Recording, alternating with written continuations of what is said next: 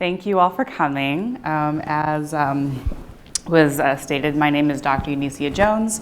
My clients call me Dr. Nisi, so you can call me whatever you prefer. And I do live in Greenville, North Carolina. A little bit about my background. So I actually did my undergrad at BYU, Family Studies. I went to Utah State went to Utah State and I got my degree in marriage and family therapy. Do we have any MFTs in the house? Yeah. Oh my gosh, yes. Okay, MFTs. Did that, and then I went on to get my PhD at East Carolina University in medical family therapy.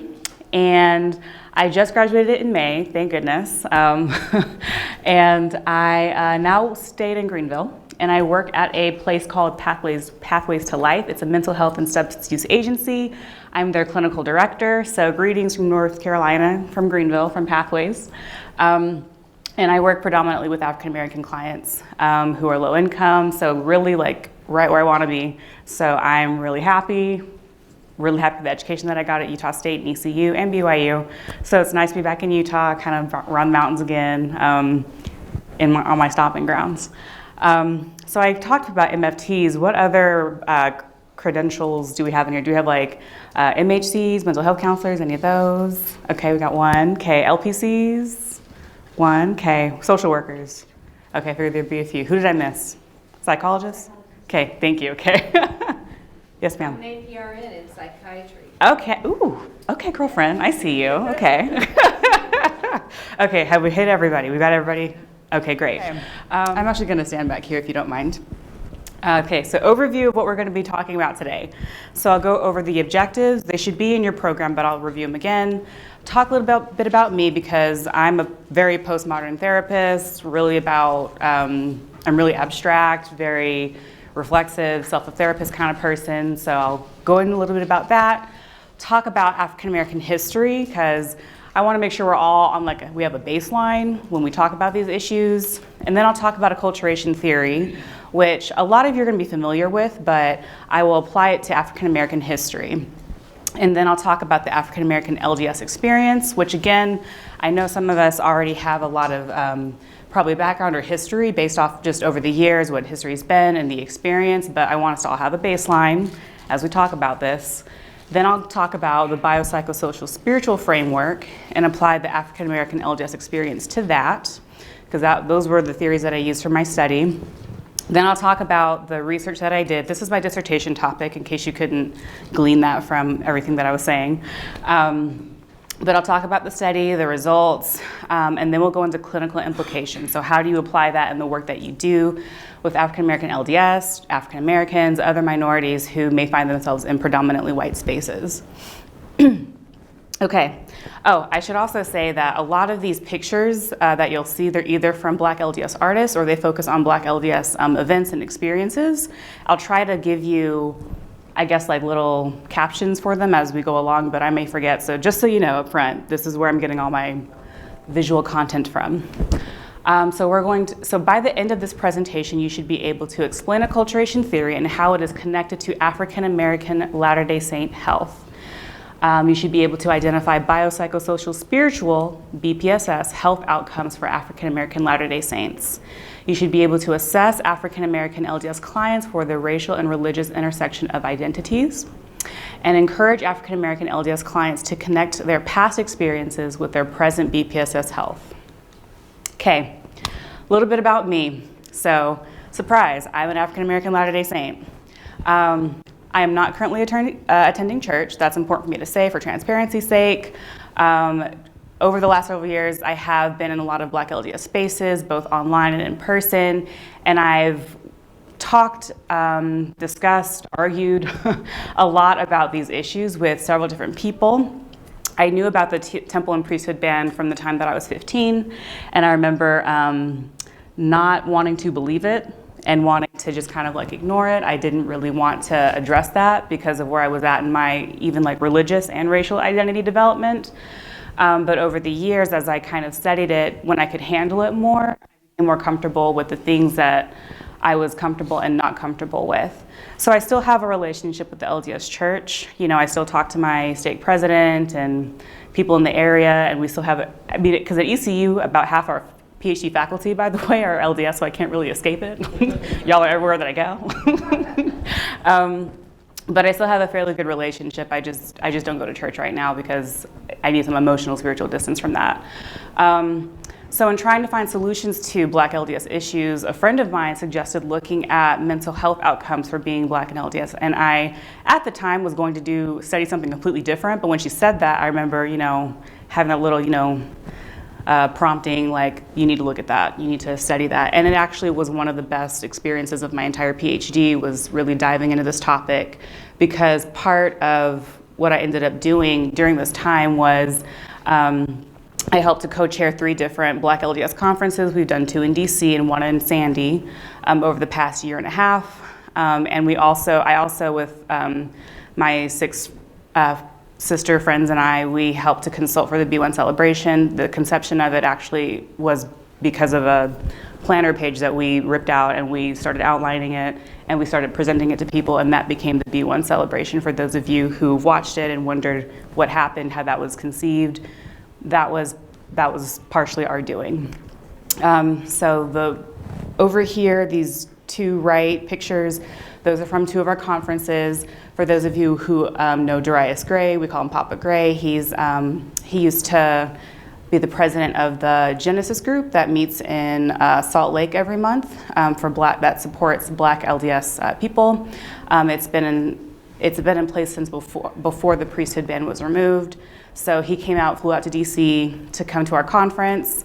That's a couple of other people. We have some self-care spaces and therapeutic elements of our conferences. So I think that one up there, where we had prompts for people and they would come up and put little Post-it notes up about their ideas about these topics and why they stay in the church, even though it may not feel fair all the time, or what strengthens their testimony and how Black LDS history enriches their lives, little things like that. And then on the left, that was a picture from the B1 celebration. Okay, so we're going to segue now into African American history. African Americans did not come here as slaves. We were people who were enslaved through the transatlantic slave trade. And so once Europeans and Africans met on the African continent, and trade was either negotiated voluntarily or by force, that slave trade then happened. Several different boat stops to the Caribbean, to South America, to the United States. And through that time, Christianity was used as a tool to justify that slave trade and to justify the using of people as labor. The European Americans at that time felt that they were a more superior race, and so there are some races that were just subordinate, that were meant to be servants. And so that's how African Americans were viewed from that sort of Christian view. So in that way, religion was used as a tool of oppression. Over time, African Americans recognized that there were some discrepancies between what they were being taught about the Bible and Christianity, and they eventually flipped that story, that narrative, if you will, and turned religion, Christianity in particular, into a tool of liberation. They saw Jesus as the Jesus of the disinherited, the Jesus of the underprivileged, of the subjugated, and they used it in that way. That eventually turned into worshiping in what we call the Black church, quote unquote. So predominantly in the Bible Belt, you'll see several different African American churches that are Christian churches that have predominantly African American membership, and take that view of Jesus as a liberator of the underserved, underprivileged, which a lot of other churches use, but in the African American church, it's very focused on overcoming, enslavement, overcoming the master, that sort of thing. Here in Salt Lake, there's a Calvary Baptist Church for any of you who are familiar or who have visited. Very much a Black church done in this style.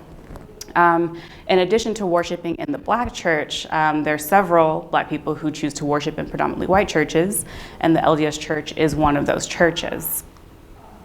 Okay.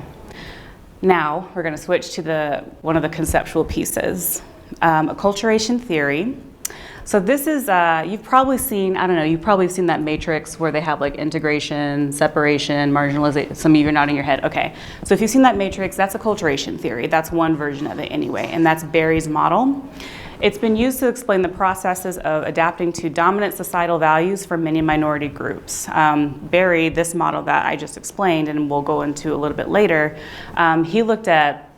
he's from Canada, and he was looking at Native Canadian minorities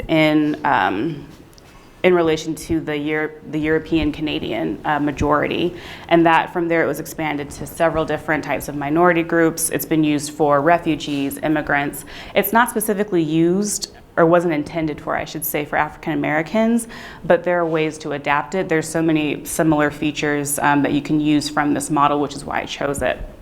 It seeks to explore in greater detail the ways in which the cultural values of different people interact when they come into contact with each other. And sometimes, obviously, these cultural values clash, and they can result in tension that lasts for generations. And that's certainly the case for African Americans and European white Americans. So here is the model. So what happens is we've got 4 processes here. Starting on the left, the first process is where the culture A and culture B, they meet.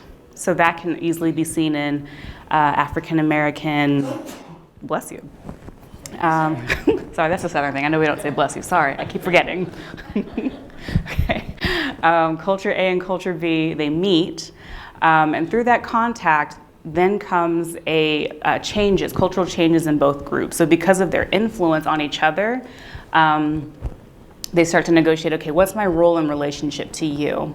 So what typically happens is one group arises as the dominant group, and that can be through like financial power, military power, something that asserts their status as the majority or dominant group, because sometimes the minority can be the majority, but they're not dominant, et cetera, et cetera. But there's a dominant group, and then there's a minority group who is typically the subordinate, the subjugate. They have to kind of, there's pressure to bow down to what the dominant group would like. So as a result of that, comes the third process, which are the acculturation strategies, and both the dominant and the minority groups have strategies that they use. They're very similar, but they mean different things based off of their position. And I actually think I have some handouts, yes. If we could get these going around, because I want you all to have these models I'm going to use, because we're going to be doing some self-therapist stuff with these. So as those are going around, I'll just explain what these different quadrants mean. This is what I was talking about with the integration, assimilation, separation, marginalization. So as we look at this, we're going to start with the minority group, since this is the most pertinent to African Americans. They're the minority group in this instance. So if we start with the bottom right, we've got marginalization. So this means that you can see the plus minuses at the top and bottom of the top and side of the little graph here.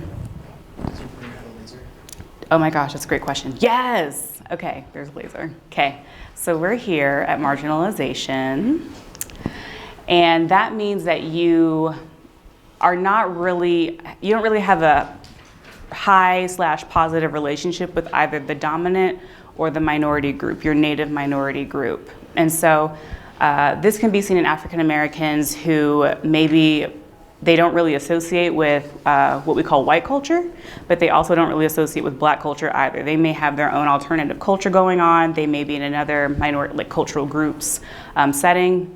And a lot of times that happens because there's not, safety is not found in either the dominant or the minority group, and they have to seek it elsewhere.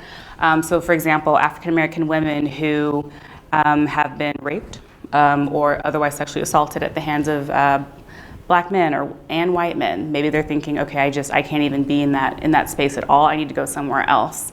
So that would be an example.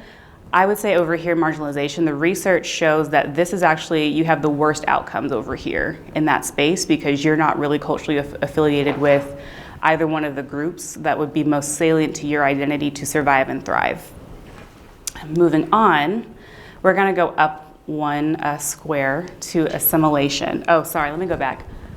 So when African Americans are experiencing marginalization, that's what it's called, but in practice, if white people are forcing it, it's called exclusion.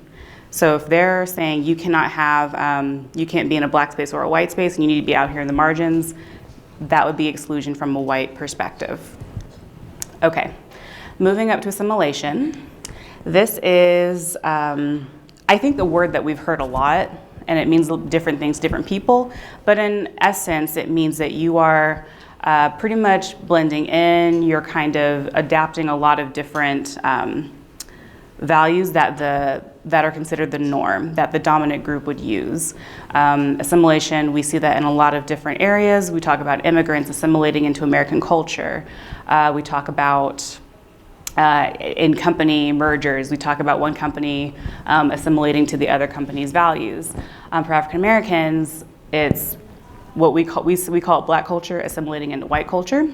And you see that a lot, especially in the way that we learn English. If we're learning what they call standardized proper English, or if we prefer or have just been more accustomed to black English. I grew up basically learning proper, quote unquote, hope you see that, standard English, because I grew up around a lot of white people. And so in that way, I kind of assimilated my language and my habits. I also see assimilation in kind of how we wear our hair. It's kind of changing now, how black people do their hair and how natural hair is embraced. But when my mom was growing up, for example, she had to have straightened hair because she was from the Deep South, and she actually integrated into her white high school. And so for survival purposes, she really had to look like them. She had fair skin, which gave her like some advantage, but she knew that she had to kind of look and sound like them to not be assaulted, basically. Speaking of which, segregation, this bottom left corner here, that is, if it's practiced by the dominant culture, it's called segregation, the forceful movement of the minority culture into their own little space. We see that in redlining practices now, where housing for black people in certain places is relegated to a certain part of town. Like where I live, for example, we know that West Greenville is like the black part of town, and it's the more economically depressed part. Sadly, but that's part of the segregationist redlining practices that have been done. And I mentioned my mom, she was in a segregated high school and then moved into an integrated one. I didn't think that this was gonna come up, but last weekend I actually went with her to her high school reunion, and I forgot that she'd actually integrated, so I'm thinking it's gonna be a whole bunch of black folks down there, we're gonna have a good old time. No, I walk in and I was like, oh, okay. Like this is what we're working with, okay. But you know, I lived in Utah for a long time, so it's not like I'm like uncomfortable, but I was just like, oh, okay. But knowing like the time period that they went through high school, I was kind of like, this could be weird. But I'm watching her and she's just in there. I saw how resilient she was based off of that experience, and she was just in there running things, hugging people and saying hello. And I'm thinking, this is interesting, because when I grew up, she would tell me stories about how it was hard for her to go to school, to get bussed into that high school, and how people would like, you know, shy away from her and, you know, act like she was, you know, cursed or whatever. And I remember her getting up and talking about it at this reunion, and she said, you know what, I can't say these were the best years of my life, but they gave me, she's like, but I learned a lot from being around you all about how to deal with people. She's like, because I've now been out in like the quote unquote white world for a very long time, and I'm never worried about it. I never feel like inferior. I never do X, Y, Z. And she's like, and that's because I had this experience here. So that's an experience. That's an example of how being in a segregated space or a separatist space, it has negative and positive outcomes. So if it's forced on you, it can definitely lead to a lot of emotional and spiritual pain. It can lead to a lot of depression, anxiety, because you're constantly wondering if you're good enough or why you're not good enough. But then in my mom's case, even though it was hard back then, as she looks back on it, you know, 50 years later, it was her 50th reunion, she recognizes all of the things that she gained from that experience. And it really built up her what's the word? How she responds to adversity. There you go. I said it, but I forgot it. So yeah, and the research does show that separation, if it's voluntary for African Americans, so for example, we have what are called historically black colleges and universities, HBCUs. Those actually promote a lot of self-esteem in black students, college students. And I've seen it going around Facebook recently. Someone tweeted, you have your whole life to be a minority in a white world. Go to an HBCU and like get your foundation. I did not go to an HBCU, but I can feel that sentiment of let us like build you up before you go out in the world that doesn't really want to see you succeed or thrive. So it can have really good outcomes, the separation piece when it's chosen by the minority, I should say. Okay, now, why, oh my gosh, what did I do? Okay, wrong button. Okay, the top left here, this square is integration for the minority group. And this is what people typically talk about as the ideal. We want to be able to keep both our native culture and identity and also associate the dominant culture at a high degree. So a lot of research shows that people who are able to do this, they are better able to kind of be what we call bicultural. They're better able to just blend into different situations and not feel out of place. And this is what Dr. Martin Luther King Jr., what his vision was of an integrated America. It's what a lot of people turn to as a way of life, way of living. However, historically, that's been very, very difficult to achieve. And a lot of times what we think is integration is actually assimilation. So for example, I grew up, I'll use myself as an example in a lot of these things. So when I grew up, my parents thought that they were giving me an integration experience, and I think in some ways it definitely was. But as I reflect on some of my experiences and how I went through certain events in my life, I feel like I was actually assimilating. For example, going through adolescence, I felt like there was a lot of, I don't look like everybody else, my body shape is different, and kind of having anxiety about that. And assimilation can actually produce a lot of what we call acculturative stress, which is that stress and anxiety associated with trying to meet this ideal that you're probably just never going to meet because you're just different fundamentally. And people will never see you as one of them. So that's kind of something to keep in mind, that I don't want us to think, oh, let's move towards integration all the time. We actually could be pushing people towards assimilation and not even realize it. And when the dominant culture is practicing this, it's called multiculturalism, which is dominant culture still having their culture, but accepting these other cultures into their way of life. Not necessarily an equal balance, I would say, but being accepting, inclusive. That's the word we like to use now, inclusive. And because, going back to African American history, because this integration, this multiculturalism ideal was so hard, and after Dr. King got assassinated, a lot of Black people lost hope in that dream. There were a lot of riots, there's a lot of chaos, both like physically, emotionally, spiritually, and they actually moved down here to the separatist idea. Many of them did. So this is where you find people like Malcolm X, Black Panthers, which I hope you hear me when I say I don't think this is good or bad, it just is. But that was kind of how people were feeling. They lost kind of hope in this integrationist idea, and they said, you know what, we need to separate. This is the best way we can take care of ourselves, because we cannot depend on these white people to help us out. And that's largely, and you still see that in a lot of places today. And it's like, so for example, where I live, I talked about West Greenville, the Black part of town. There's a lot of these ideas of separatist. Another example of that would be supporting Black businesses. So stop giving your money to the white dollar, stop giving your Black dollar to the white man kind of thing. So give your money to Black businesses. So again, not good or bad, it's just this is how people are choosing to survive and thrive given these conditions that do not seem conditioned for their survival. So then based off of how people are using these strategies, and they can go back and forth. I don't think anybody's squarely in one. They kind of, you kind of move around depending on your situation. That can lead to positive or negative adaptation, which I would call like your health outcomes. So as I was telling you about, anxiety, depression, stress, or, high self-esteem, high sense of purpose, social support. So depending on how you're experiencing these strategies and these other pieces of the theoretical model, that will impact your health outcomes over here. So now we're going to move into the African American LDS experience. So just so we have a baseline again. From the earliest days of the church, several early black pioneers, some were free, some came over as slaves when when the migration happened to Utah. In 1852, President Brigham Young instituted the priesthood and temple ban. It wasn't in a church service, it was actually in a session of, I think, the Utah legislature. And he put that out there, and that was in effect for over 100 years. And during that time, black people in the church were able to be members, but were not able to hold the priesthood. Men were not able to hold the priesthood, and men, women, families could not attend the temple.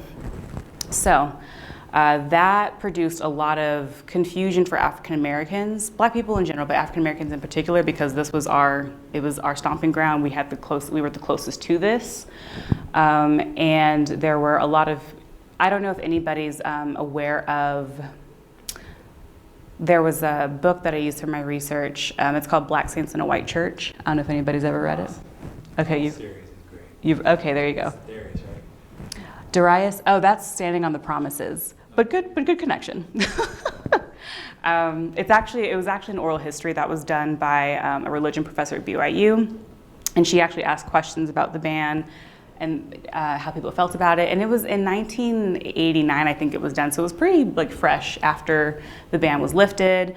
And at that time, there were several people. I want to say there were about 200 respondents, and it was interviews and a questionnaire. There were a lot of people who felt like it wasn't fair, but they're like, well, if God did it, if God put it in place, I'm not going to argue with that, but it does hurt, kind of thing. That was the gist of their experience. And you'll see later in my results how that idea, it's kind of shifted over time, how people are thinking about it and talking about the ban, why it was in place, why it was lifted, etc. But eventually it was lifted. So 1978, it was lifted in June. That was when the B1 celebration was last year, to commemorate that, the lifting of that ban. And currently, experiences of African American LDS, you see snippets of it in Deseret News, the Salt Lake Tribune. I have a friend who wrote about the experience for The Atlantic. And then other media outlets have covered it over the years, just to kind of get a glimpse into what is this like for you African American Mormons? What's your deal? And you hear a lot of that same thing, kind of, we love the church, we love being LDS, but there is a lot of pain associated with our history that we don't really talk about, and feels like it's taboo, but it's part of my life. And even though that ban is lifted, I'm still impacted by that because of how my church members treat me, particularly my white church members. So I'm going to apply this to what we call the biopsychosocial spiritual framework, also called the BPSS framework. This derives from several years of collaboration between healthcare practitioners and mental health clinicians. So this is the original integrated care, research stuff coming together. This is an iteration of the BPS approach, the biopsychosocial approach, which offered a different perspective on disease and illness. The biopsychosocial approach is used in medical care today. Most of you should know that.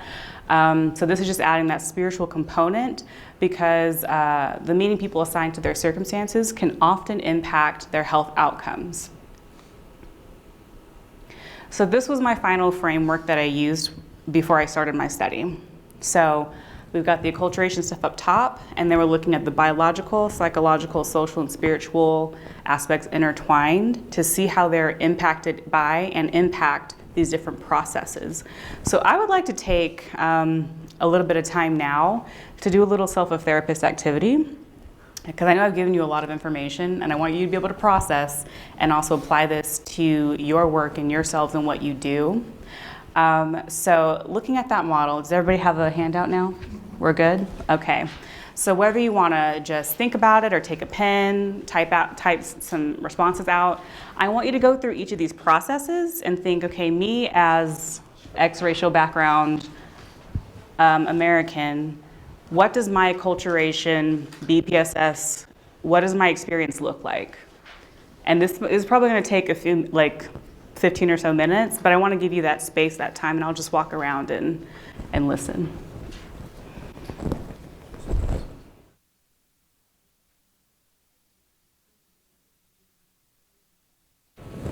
Okay, so wherever you're at in that process, I can see a lot of you furiously typing and writing, which is very exciting to me.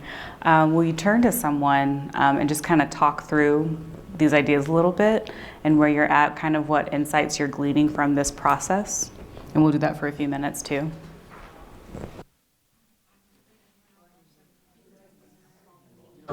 Okay, friends, lots of good conversation going on. Let's wrap up these thoughts and then we'll share with the larger group. Did they get the units revoked? Like, can you get units revoked?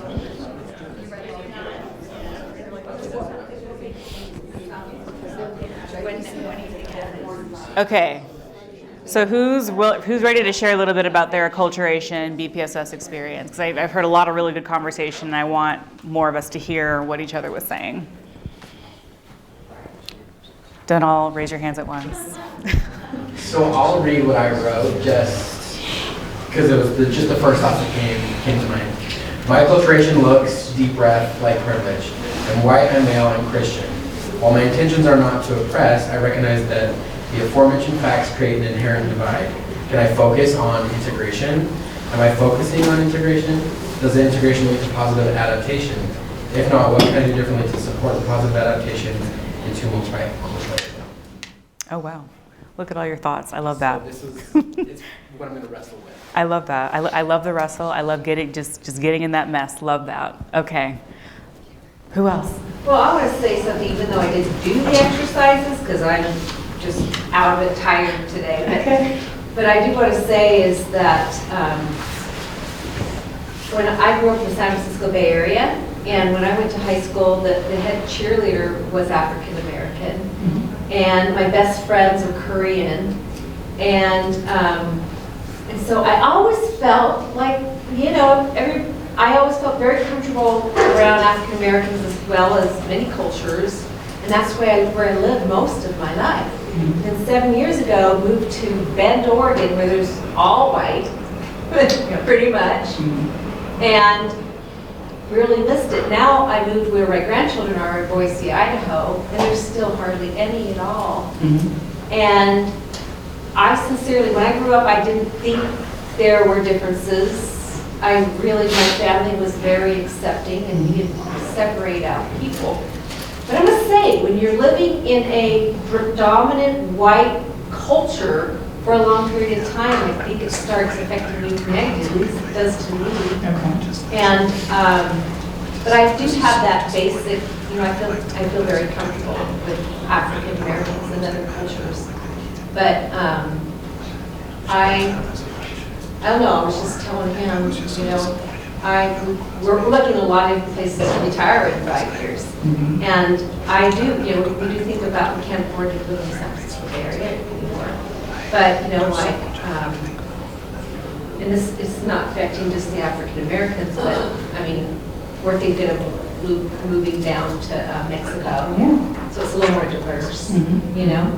But, so, anyway, I just think that, I think it's really healthy to look for areas to live that are more diverse. I think that would really improve the multiculturalism. Sure. So you kind of like grew up that your like formative experiences were highly multicultural, which has been helpful to you, is what I hear you saying. Okay. And as a therapist, I don't see anybody with white people in it. No, I have one Indian, someone from India, and a couple of Asians. But that's it. Yep. And it's too bad. And you take what you got, right? I don't know if I said the right thing, but I want to. There's no right or wrong answer. Okay.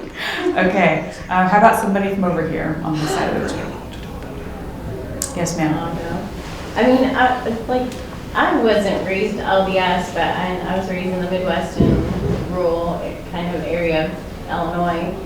And I mean, we had about 5 or 6 black people in my school, and I didn't think anything about it, I guess. And because I thought, we never thought about race or anything like that, and I never thought I don't know, I thought it was, what's the word? I don't know, I just thought I didn't have any bias or anything like that. And then I joined the Army, And then I really learned that there's this whole other culture. Like, I was in the minority for the first time in my life and felt like, I was called a white girl and all kinds of things. I'm like, I don't even know what you're talking about. I'm like, I'm just standing here. I didn't even do anything to you. But just learning like a whole different culture, a whole different language, that was eye-opening for me. And then joining the church eventually, and then at some point, in some very passive way, learning about, the ban, and by then, of course, it had been 20 years since it had been lifted, so it seemed like a real non-issue to me until just recently working up at BYU, Idaho. And there's actually on campus, the town itself, not so much, but campus, there's a lot of diversity. And working, I told you, my coworker who is black, and then my son, I have a son who just came out as LGBTQ, so that, like, he's gay, and so I'm like going into that, deep dive into that community. And it started really opening my eyes, having these conversations with my coworkers, and like his experience growing up, and how his sisters just ended up leaving the church because they just couldn't deal with it anymore. And I was just oblivious. Like, I had no idea, like, that I had blinders and, I guess, privilege, like, that I didn't even see. Does that even make sense? Yes, it does.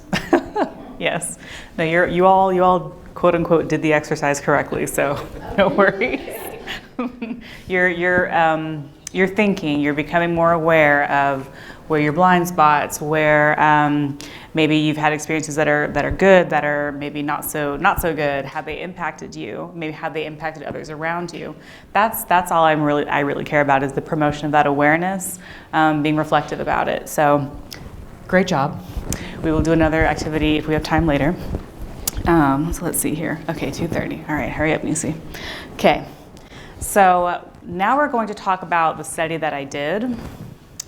Okay, yes, this is the right clicker. Okay, great. So my research questions were: 1, how do African American Latter-day Saints reconcile their racial and religious identities? And then number 2, given the history of oppression of both African Americans and Latter-day Saints, what kind of BPSS health do African American Latter-day Saints experience?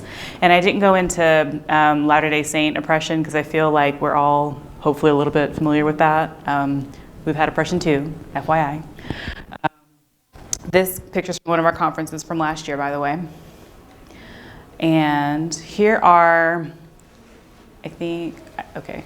Yes. All right. That's from our conference this year. That's the group of ladies and I that put on the conferences and helped the B1 happen.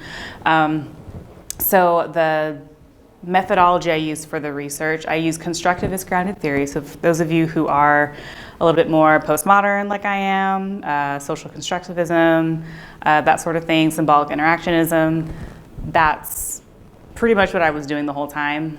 Very reflexive type of grounded theory. It's qualitative research, did interviews, acknowledging that I'm a co-collaborator in the research process with my participants, and acknowledging that subjectivity plays a huge role. And the focus is not on prediction, so I'm not looking at A causes B or anything. I'm more like, what does this experience look like? How can I explain it and expand it a little bit better, instead of looking for causality, I guess.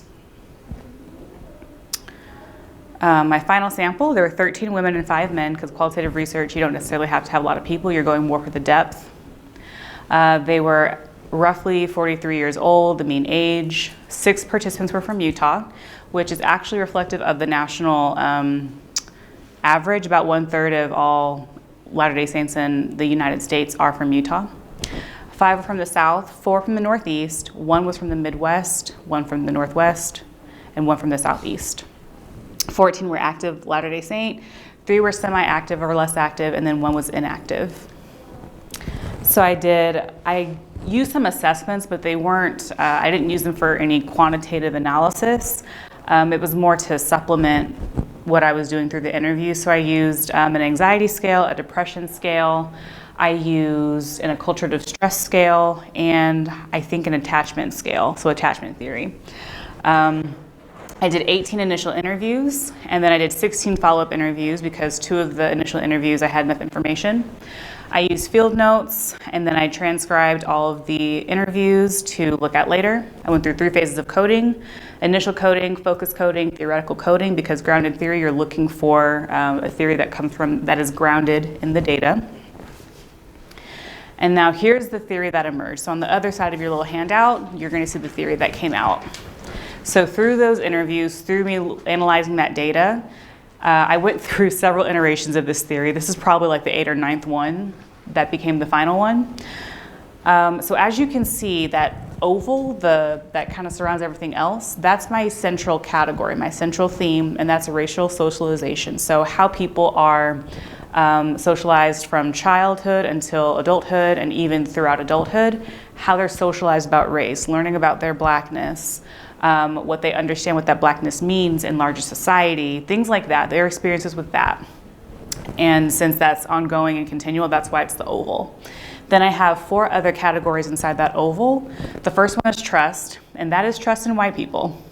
And so it's either high, neutral, or low, or it vacillates. Which impacts and also is impacted by cultural location, because you notice how with the acculturation theory, I was focusing just on basically race in their interviews, and because of my questions, people talked about both.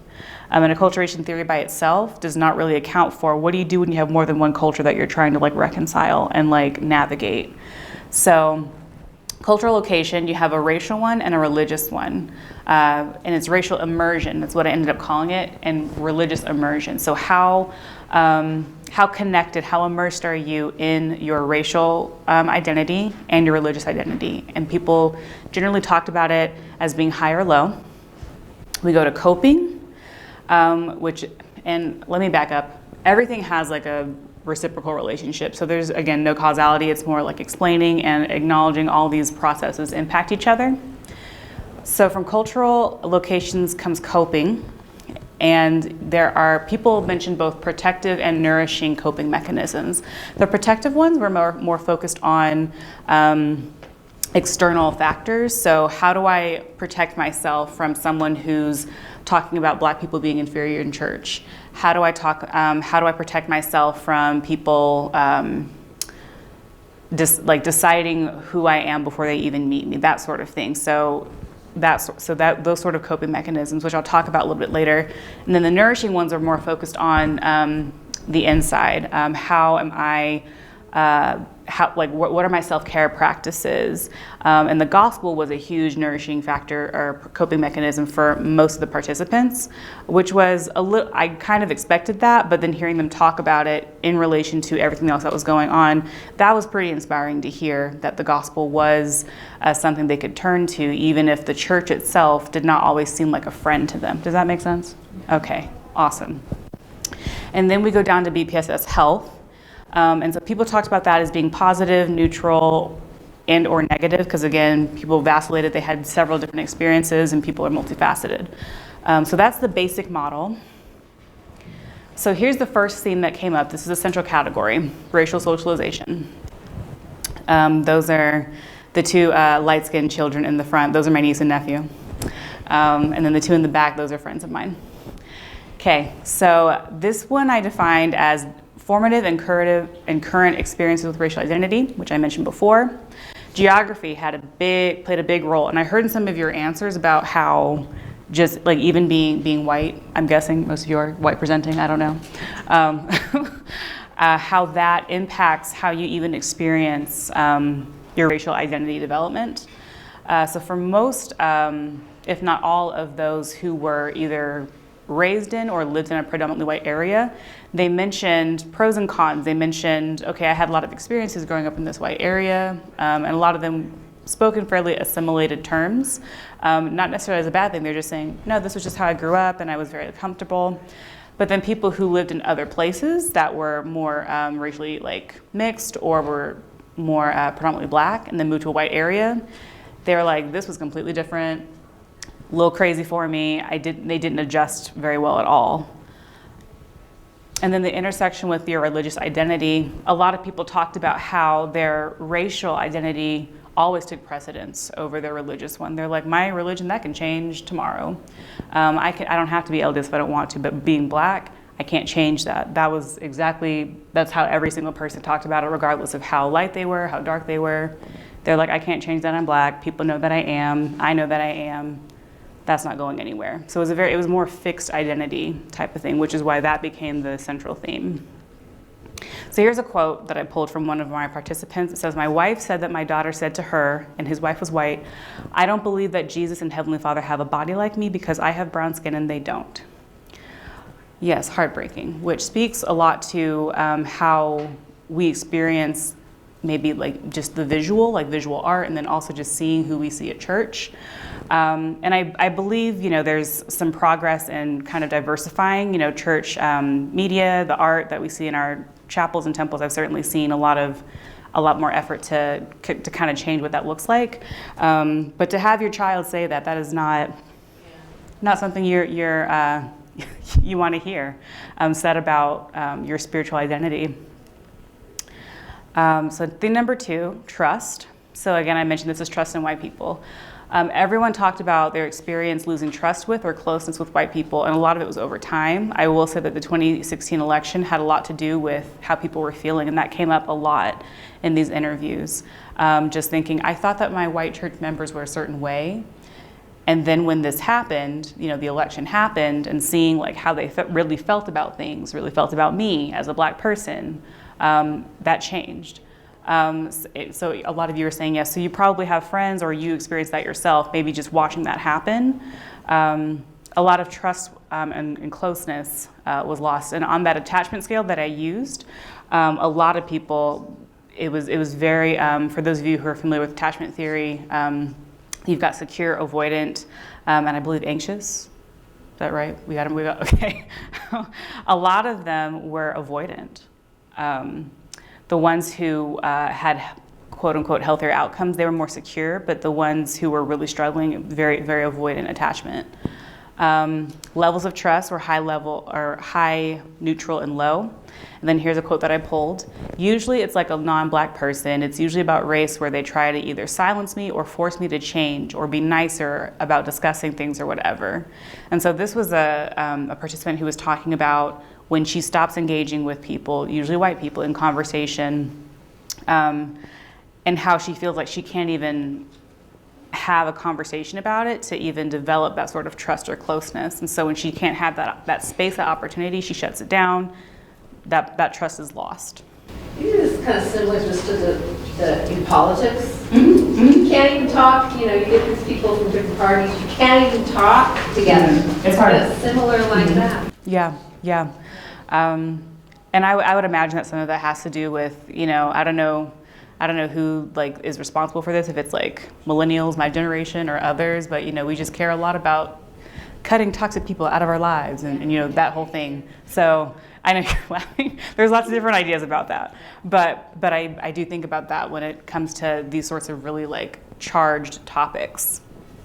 Okay, so the third theme, this is cultural location. Remember, that's racial and religious. So the people that I talked to, when it came to racial ones, again, I mentioned they were pretty fixed in their African American identity, and most of them said that they felt very tied to it, felt very associated with it, connected to it. I think only maybe 1 or 2, because of proximity, they lived in Utah or somewhere else or in an area that didn't have a lot of Black people. They were like, I'm not really close to it because I'm not around it. But everybody actually, just in their heart, in their spiritual, emotional space, psychologically, felt like they were close and attached to their African American roots. Now, religiously, this one was a little different, and it actually took a lot of kind of discussion to figure out where they located themselves religiously, because some people would talk about church culture versus church doctrine, and how aligned they were with each of those. And I was talking to this group back here about what some of the participants were saying about culture and doctrine, and their answers varied on what even church doctrine was. So some people were saying, well, it's the scriptures and it's the church handbook. And some people were saying, well, it's the scriptures and then it's general conference talks by the prophets and what they're saying in there. Some were saying it's the it's the scriptures, but it's how you interpret that through the Spirit. So more about that personal relationship between you and the Savior. So, and I'm sure there's a lot of other different responses, but you can see there's even different, like just variants in how they even look at that. So even the people who are active, there were some who felt like, I love the gospel. I can't really stand the church, but I love the gospel, that sort of thing. And not feeling very aligned with like church culture. But the doctrine, yes. Can I ask a question? Yes, ma'am. When they're saying church culture, is that are there local differences? Is it like Utah culture? Mm-hmm. So people, yeah, that's a great question. Yes, that's a great point. People, yes, people brought that up. So from what I could glean, it sounded like East Coast white Mormon culture is what they called it. That was more like based off of a history of slavery. And so the sort of like white supremacy or superiority, whatever phrase you want to use there, that was more based off of that. It's based more off of that slave tradition. And then when they talked about Utah and Midwestern culture, that was more of like a theological thing. So from the scriptures, talking about whiteness, even in the Book of Mormon, you know, we see some of those references about, oh gosh, what is the phrase they use? Light and delightsome. I don't remember what they use. Yeah. Thank you. All these different things, and we do know that some, you know, prophets, apostles, other church leaders have used those things to justify like the lightening of our skin. You know, whether it's with African Americans or Native Americans, for example, how that's, you know, the standard. So they were like, the whiteness over in Utah is more like, that's more like religiously based than it is over, I mean, it is in the South as well, but you know what I mean? Like it's more slavery, mainstream of evangelical Christianity based, and over here it's like LDS history based in Utah. So they talked about that. Does that answer your question? Maybe? Yes, well, I'm from the Northeast and I'm not sure I want to be lied to. I hear you. So in the Northeast, what they said about the Northeast was, it kind of varied depending on if you were in like a more metropolitan area versus a more rural area. Because from what I could glean from what they were saying, they're like, a rural area is a rural area. They kind of just think the same way across the United States. You do with that what you will. But the more metropolitan areas people lived in, they felt like it was more, they were more accepting and inclusive. In Utah, they were like, Utah is the worst. They're like, it's not, they're very exclusive. If you're not this kind of Mormon, this kind of Latter-day Saint, you're out. And they actually said, they're like, the fact that I was LDS did help me when my race didn't, but in certain circles, it didn't even matter. Because if I wasn't the right kind of Mormon, I was out. And so you're nodding, so some of you have had this experience? Okay. So then pulling one of these quotes from one of the participants, this one said, I think if you're a marginalized person, you gain empathy for other groups that are marginalized, and so there's power in being able to come together and have these discussions and demand change. So an example of like someone who's marginalized but finding the positives from it. The fourth theme was coping. So we had protective coping mechanisms, which were people standing up in church and speaking out against things that they felt were, you know, fallacies in Sunday school or Relief Society, you know, Young Men's, whatever they were at. So speaking up, being able to address wrongs when they hear them. Some people, I talked to some students at BYU and they talk a lot about that. They're like, when I go to class, when I'm in religion class and this topic comes up about blacks in the priesthood, I have to say something. Even though, you know, Professor so-and-so thinks he's so right about this and how he's, you know, I have to say something, which for any of you who've been through BYU, you know, sometimes there are repercussions for speaking out against certain things. We've got nourishing coping mechanisms as well.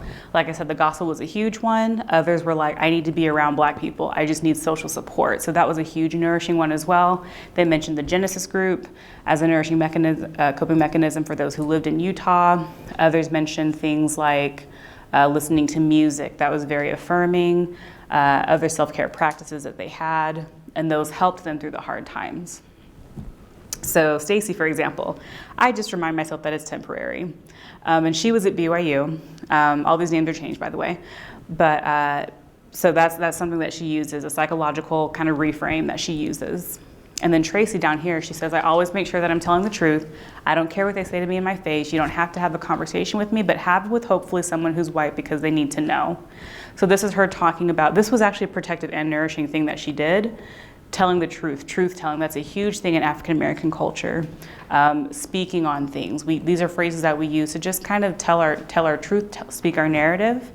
And we don't hold things in, or at least, in her view, this is something that she doesn't do. She doesn't hold things in. She tells people how she feels, and she makes sure she's speaking truth. She's testifying. That's another phrase we use as well. And then the fifth theme was health. We had people in positive, neutral, negative categories, which again, that's arbitrary because I don't typically think that way, but I had to for this project. And there's variation among participants. So some people who had some positive outcomes, some people had negative outcomes, some people were experiencing a lot of them. So I don't want us to look at this and think, this is what you have to do to have a positive outcome, because a lot of people were just all over the place. One person, P, he said, emotionally it can be very tiring, because every day I feel like I'm waking up and it's like another battle when it comes to going to church or dealing with members in my ward. So this is the exhaustion, that occultative stress of I'm trying to, live the gospel, live my life, but when I experience these same, whatever you want to call them, microaggressions, racism, prejudice, when I experience this every time I go to church, it becomes hard for me to abide in that. Thank you. All right, I'll go through quickly one example because I want to get these implications for you all. So here's one of the people who was doing, who was in the healthier group. So in terms of socialization, Fuzzy, he was in the middle. He said he was in the middle of black and white cultures, and he felt that he was seen as less than, so inferior, by white peers sometimes, and he's living in a diverse area. And he endorses what we call black tax, the idea that black people, or any minority for that matter, that you can't be just as qualified or just as good or as credentialed as a white person. You have to do a little bit more. So in my family, we never use this phrase directly, but my parents were like, you're gonna get your MD when you grow up, you're gonna get some sort of like the highest education ever, which I did eventually, so good job on them. But they're like, you're gonna do all this so that they're never gonna look at you a certain way, look at you sideways. They're gonna know that you're just as good as them. So that's in a lot of conservative black families, you'll see that idea of black tax. But that's how he was socialized, which probably helped him out in a lot of ways.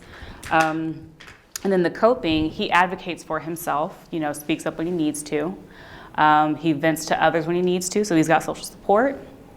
But he uses a gospel perspective when he doesn't trust people. So he said, I turn to the gospel when I feel like I'm doubting or skeptical of a white person. I have to turn to the Savior and have him change my mind about that, reframe that, so that I'm not thinking that way long term. So that's how he coped. And then over on these scales over here, I'm not going to go into all the different scales, but I will say that he scored. He was securely attached. He didn't report any health outcomes that were very negative, and he had high adherence to his religion. So he endorsed actually both religious, like the gospel doctrine and the culture, fairly highly. So let's get to these implications for you all. There's other examples, but you can find that on the website later. So here are the main things I hope that you take away from this. So self of the provider, self of the therapist, however you want to call that, I think it's important to continue that reflexive exercise I kind of had you do earlier. If you want to flip that paper around and do the one with the emerging theory, that would be great as well, to kind of see racially and religiously, how are you reconciling these things given where you've come from and where you are right now. So I think that sort of self-therapist work is going to help you a lot when you're working with African American Latter-day Saints. I think you need to address the intersection of race and faith, and you need to hit on that and not be afraid to talk about that.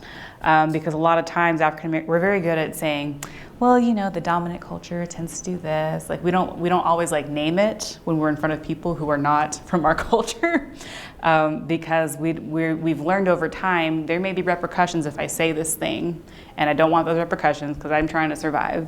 So you as the clinician, you need to just talk about it. You need to go in there, ask questions, and say, you know, however your model, your therapy model allows, how you want to do it, but get to the heart of that.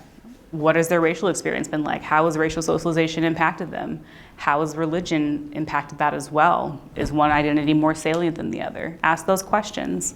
And then explore those cultural locations. So nail it down a little bit further. Where do you feel like you're at? Do you feel like when you're in larger society, in larger white society, do you feel like you try to like blend in? Do you kind of separate? Are there times when you're moving around that little matrix? You know, I've drawn out on the board for clients and asked and said, inside or outside of these little squares, where do you feel like you're at? And they can typically like look at it and say, oh, I'm like right over here, or today I'm right over here. Like they can do stuff like that. So I would highly encourage you to explore that, explore it visually. And then promoting those protective and nourishing coping mechanisms, which you're probably already doing as, you know, counselors and therapists. But I do want to reiterate that when people are struggling with racial, religious tension, they've got to be able to know that they've got their protection, their nourishment in place to be able to go out against the world, because they're not always going to have other people helping them out with that. And I mean, we've all had those experiences where we've stood alone, had to pick ourselves up, better with other people, but you know, we have those moments. So those are things that I hope you take away. Clinically at the core, I can't go into all this right now. Thank you.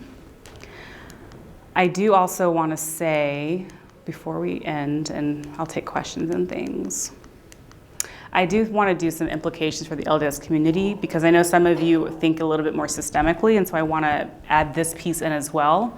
So I do think that when you're working with groups, wards, stakes, whoever it is, I hope that you're encouraging education about Black Latter-day Saints, our current experience and also our history.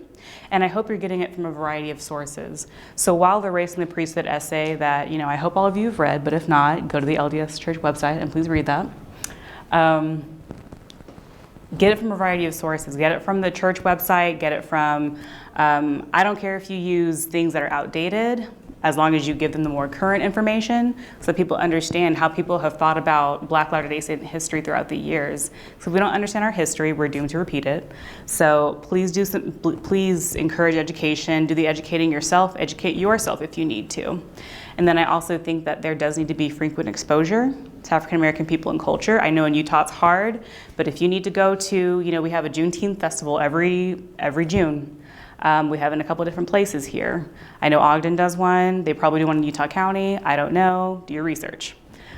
Figure out where these places are. Figure out where these events are. I know BYU, they've got, there are several students there who do activities and events. When we do our Black LDS Legacy Conference, you should come. Because you need that exposure. And farther than the exposure, you need to be able to help people critically think about what that experience means, because too often we stop at the exposure piece and we think we understand, but we actually haven't done that reflexive piece or that reflective piece. We haven't talked to other people about their experiences about it. We haven't thought, how does this support or contradict what I've thought about African American people before? Very similar to people who go out on their missions and get one experience, but then it's not unless they critically think about who they're serving and what they're doing that it takes on a whole other level of meaning. And then the general level for LDS community, we have to distinguish better between church culture and church doctrine. I know that's an ongoing conversation we've had outside of the racial one, but in general, we've got to talk about that a little bit more, get a little bit clearer about what that is so that we can support people better in their different levels of activity in the church. And then also increasing Black representation in church spaces. A lot of the participants mentioned how they wish they had seen more of that growing up, or if they had it when they were growing up, how it changed their lives. To see a Black bishop, to see a Black Relief Society president, to see a Black somebody who looks like them at church, and they felt like, I can do that, I can be that person, and they stayed in the church because they were like, I can go to that level. It's very important to people. Okay, so now that I've talked your ear off, what other questions do you have? Because you've been asking some really good ones. Black Saints in a White Church. Other literature I would recommend, I'll stand up here now. I don't know how many of you are connected to church historians, but Paul Reeve at the University of Utah has a book called, it's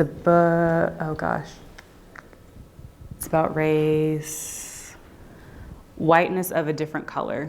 No, religion of a different color. That's what it's called. Paul Reeve, I read it a few years ago. Very good. He talks about just kind of like racial identity development for Latter-day Saints through our oppression, then how that impacted how we treated other people of different races as well. That one's very good. I'm trying to think of other ones that hit on that topic. With the video, Nobody Knows. Yes, by Margaret and Darius. Yes, nobody. Really good video Mm-hmm. talking about the culture of African Americans. Yes. Yes, Nobody Knows the Untold Story of Black Mormons. That one's very good as well. Okay. I have 1 minute. Any other questions? Do you know Sandra Brains? Oh, Xandra's one of our people that did the conference with me. Yeah. Was in our ward for a long, long time. Yes. She moved. Love her. She's hilarious. I love her as well. Okay. Well, thank you all for coming and participating.